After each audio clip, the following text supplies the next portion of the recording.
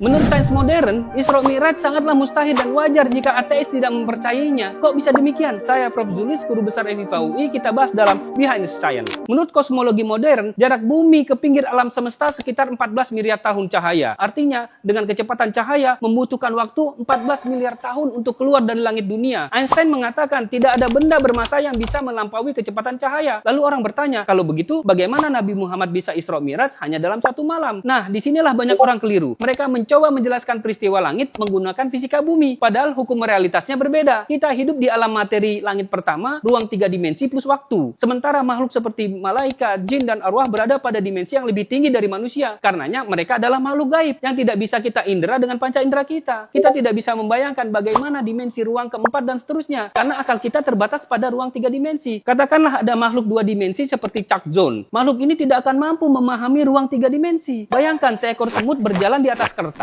Bagi semut, untuk pindah dari ujung kiri ke ujung kanan, ia harus berjalan jauh menyusuri permukaan kertas. Tapi bagi manusia yang berada di ruang 3 dimensi, kita tinggal angkat semut itu lalu pindahkan ke posisinya. Perjalanan jauh bagi semut menjadi jauh lebih singkat ketika dibantu makhluk berdimensi lebih tinggi. Atau kertas itu tinggal dilipat saja sehingga 2 titik bisa langsung bertemu. Dalam fisika modern, konsep seperti ini mirip ide wormhole-nya Einstein. Artinya apa? Bisa jadi Isra Mi'raj bukan melanggar hukum fisika dunia kita, melainkan menggunakan hukum fisika yang lebih tinggi, yang belum mampu dipahami oleh akal manusia pada hari ini. Dalam permainan Rubik, tidak mungkin menyelesaikan Rubik 3x3 hanya menggunakan algoritma Rubik 2x2. Perlu algoritma Rubik 3x3. Kalau manusia saja bisa membuat internet yang menghubungkan miliaran orang dalam hitungan detik, tentu Allah pencipta langit dengan ruang dan waktunya mampu memperjalankan hambanya dalam satu malam. Sehebat apapun sains dan teknologi manusia, selalu punya batas observasi. Sehingga ada wilayah yang dipahami dengan logika, dan ada wilayah yang harus didekati dengan iman. Inilah logika keimanan. Mencari rumus Isra Mi'raj di fisika hari ini ibarat mencari aplikasi Instagram di kalkulator cabe. Kagak sampai, bos. Salam Behind the Science.